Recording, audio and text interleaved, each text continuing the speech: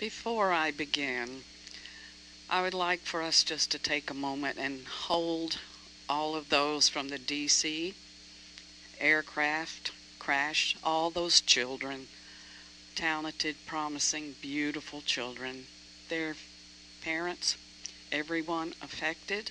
There was also another crash of a helicopter in Philadelphia a few days ago. So let's just take a moment.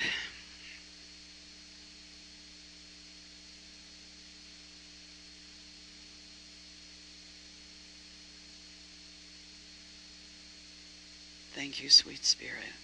Amen.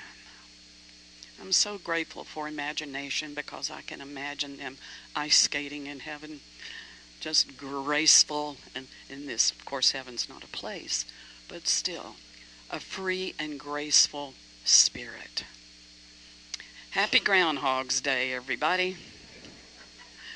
One of my favorite holidays. It's not really a holiday. You know why? Because as a kid, I was fascinated that a groundhog could tell the weather. What's next? Then I became really interested in shadows. I've been blessed because my elementary school teachers were the best. I just loved them.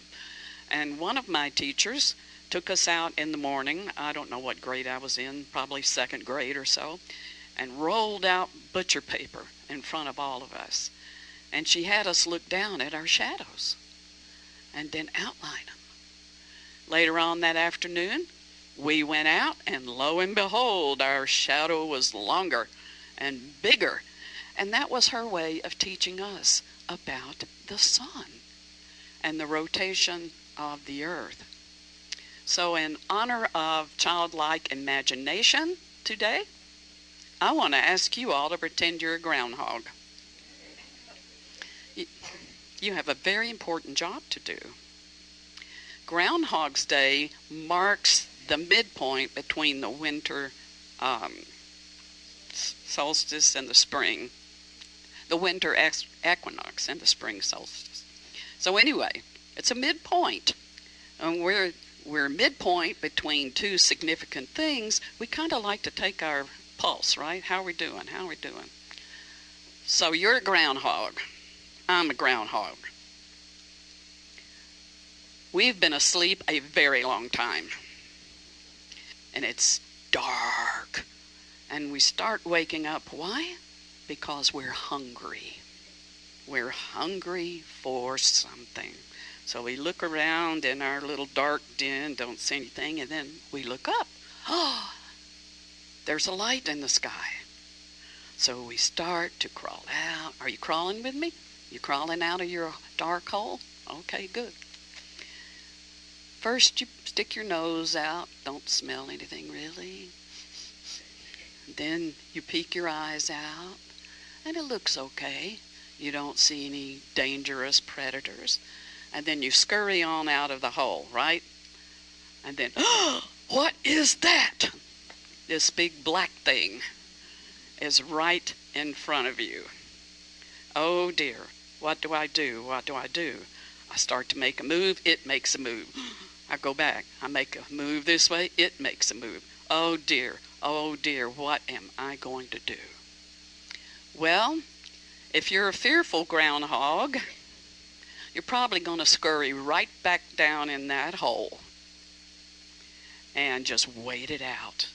Go right back to sleep. But if you're a curious, brave groundhog, curious, brave groundhogs, anybody? Okay. You're going to be still. Experience what you're experiencing and pay attention and look at this threatening thing. First thing you notice is it's flat on the ground. It has no dimension. It's flat on the ground. Okay, I can loom above it, but if I try to do that, it looms also. So, okay. The next thing I ask myself is, where did this thing come from and why is it following me? So you observe, you look look it up and down, and as you look down, down, down, you see you're standing on it. You see that it's somehow coming from you. Why is this? So you look behind. There is no shadow back there. You turn around. Everywhere you go, every step you take, that shadow goes with you. Okay, now let's talk about what all this means in psychological terms. Carl Jung, who is the most famous protege of Sigmund Freud, talked about the shadow self of people. The shadow self are those dark places within our consciousness that we don't want anybody else to see. That's the purpose of a mask. The shadow self. We don't even see it most of the time because we deny it's there. I don't have a shadow. I'm clean, clear through. I don't have a shadow. Everybody has a shadow for the most part. So, the shadow self can be threatening, but it's an illusion. It's one dimension. It's flat. It's an illusion. And that's all it is. But there's got to be something to it because there's all kind of shadow work therapy. Well, how does the shadow show itself? Usually through judgments. Projection. It comes out through projections. For instance, I make a judgment. That person, look at him in his fancy car. You know? Look at that fancy car. You can just tell that person really needs attention. Some kind of judgment like that. Pull back, look within, and see the truth of where that judgment comes from. It comes from a lack of light. It comes from a lack of alignment. And what's really deep in there that we won't own is, I'm not good enough to have a car like that. I'll never have a car like that. I don't have enough money to have a car like that. And I'm not worthy. And obviously he is. And I don't like him. This is shadow work. This is shadow work. You would think if you don't see your shadow, that would be a really good thing. That's what you would think. However, in this context of Groundhog's Day, nobody wants a shadow. Nobody wants to see a shadow. The only good thing about seeing your shadow is you see your shadow. You would think it's a portent of spring to come, but it's not. Seeing your shadow sends you backwards. Working with your shadow can be very laborious and tedious, but here's something I want you to visualize, fellow groundhogs. When we are in alignment with the sun, there is no shadow. There is no shadow. So I did some research. I thought, who made up this crazy stuff? Who made up this crazy stuff? It's kind of like the farmer's almanac, you know. You plant your potatoes on this day and this day and this day. And this day you get to find out what the next 6 weeks' climate is like. Okay.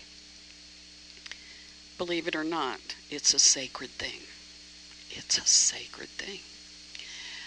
In the 1800s, this is credited to the Germans, brought this tradition from Europe. In Europe, it was a badger. Over here, they said, a groundhog will do. What the heck? Here, we might say a kangaroo rat. Yeah.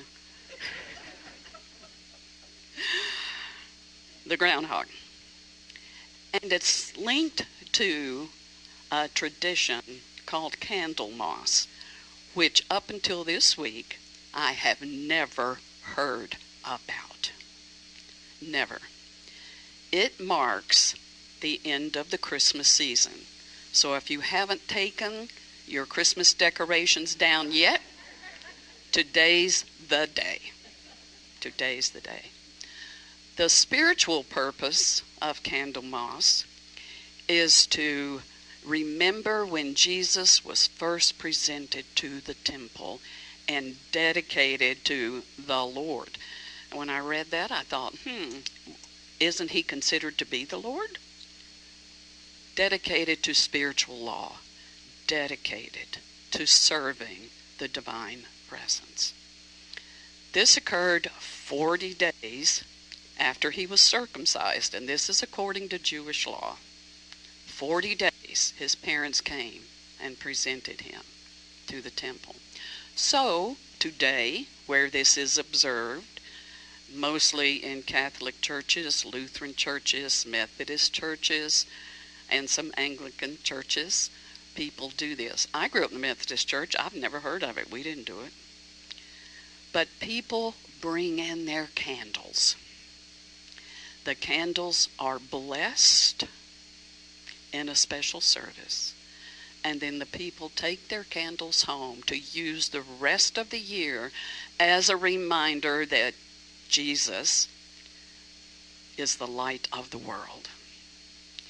Now, I would say not Jesus the person, but the consciousness of the man Jesus. The consciousness, the Christ consciousness is the light of the world. It is the salvation of the world. It is the only thing that's going to bring peace on earth. It's the only thing that really matters.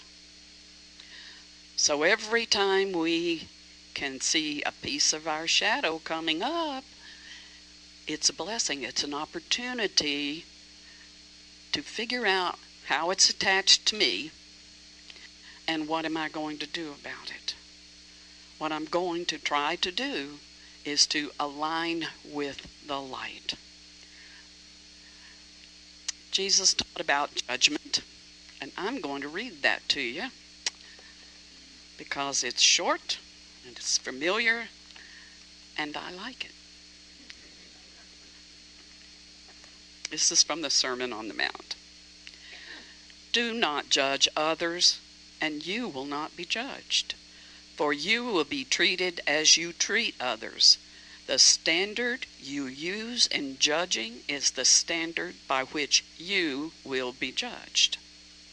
And why worry about a speck in your friend's eye when you have a big log in your own? How can you think of saying to your friend, "Let me help you get rid of that speck in your eye," when you can't see past the log in your own eye? First, get rid of the log in your own eye. Then you will see well enough to deal with the speck in your friend's eye. And then here's this one. Don't waste what is holy on people who are unholy. Don't throw your pearls to pigs. They will trample the pearls, then turn and attack you. Okay, I grew up hearing, "Cast not your pearls upon the swine," because I grew up with King James in my head. What this is saying basically, don't waste your God-given consciousness, your awareness, on judging other people's actions, what they say, what they do, anything about them. Because if you try to fix them, you're really just trying to fix your shadow. You're trying to fix your shadow. What is within you gets projected out. So if you're feeling very spiritual and you decide that you will, as Phil and I like to say, edumacate them, we're going to edumacate them, what's going to happen is they will turn. People will. But more important, what you're putting out there, what goes around comes around, it will come back. Your judgments, your criticisms, and all of that will be reflected back from them in one way or another. So lighten up. I know there's a great deal at stake. There's a great deal at stake in our country. There's a great deal at stake in our world. And true crisis happens all the time. Let's don't plant the seeds of it in our consciousness by moving in fear or fighting shadows. Turn within, find the source of your own fear, find the source of your own shadow and how it's attached to you. Align with spiritual principles what you know to be true. What you know to be true. In unity, we affirm there is only one presence and one power. And that is God. And God is good all the time.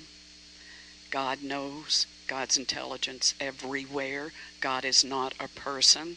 It's an energy field that we can frequency match. Its vibration is love. Its vibration is peace. So I love Groundhog's Day. I'm going to go home and light a candle and congratulate myself for being a curious, brave little groundhog. And I hope that you will do the same.